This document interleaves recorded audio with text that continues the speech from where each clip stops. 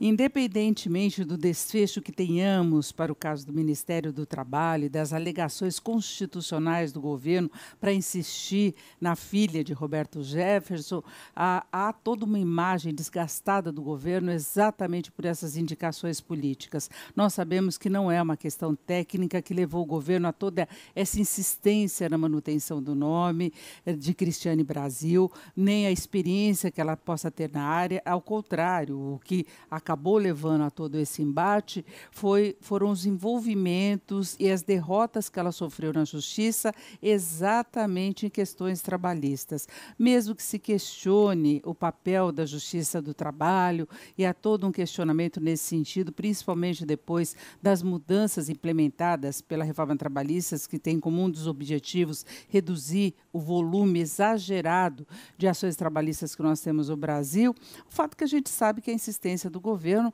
passa muito mais pela necessidade de obter apoio do pai dela e pelos votos que isso possa garantir na votação da reforma da Previdência e em outras matérias relevantes para o governo.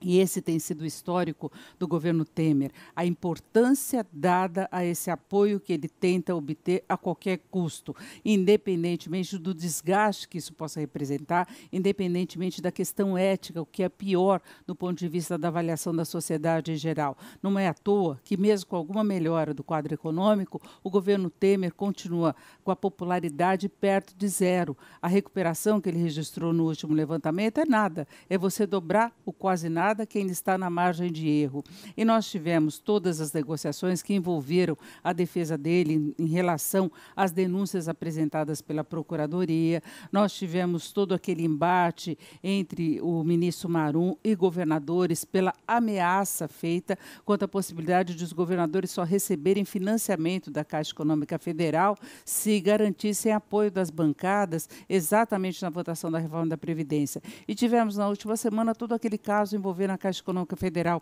a necessidade de afastamento de 4 vice-presidentes indicados politicamente,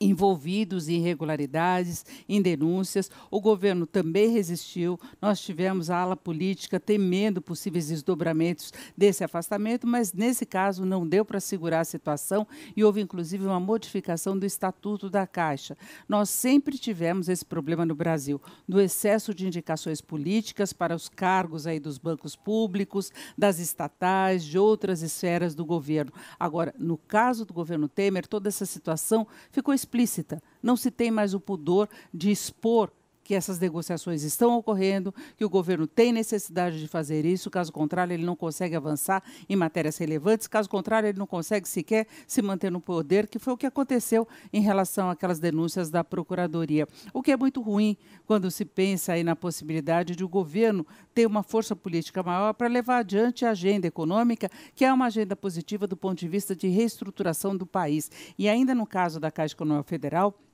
ainda teve aquela proposta aprovada pelo presidente Temer de repasse de 15 bilhões de reais do Fundo de Garantia para a Caixa, com a justificativa de que o banco necessitaria desse aporte financeiro para se enquadrar no que está determinado nos termos da Basileia, que é uma segurança financeira. Os bancos têm de ter uma reserva suficiente para operarem com tranquilidade, sem oferecer maiores riscos. Pois bem, as avaliações técnicas que estão sendo feitas aí nos últimos dias apontam para a condição de a Caixa continuar assim em 2018, talvez em 2019, desde que ela não tenha de alavancar um ritmo mais acelerado de investimentos, de financiamentos, que teriam caráter político. Mesmo que o governo queira reforçar o crédito imobiliário, sabemos que isso também tem como objetivo garantir uma popularidade um pouco maior, fora essas liberações políticas que foram discutidas entre o governo e os governadores. Então, a gente tem aí um pessimismo muito grande em relação à possibilidade de uma gestão um pouco mais ética.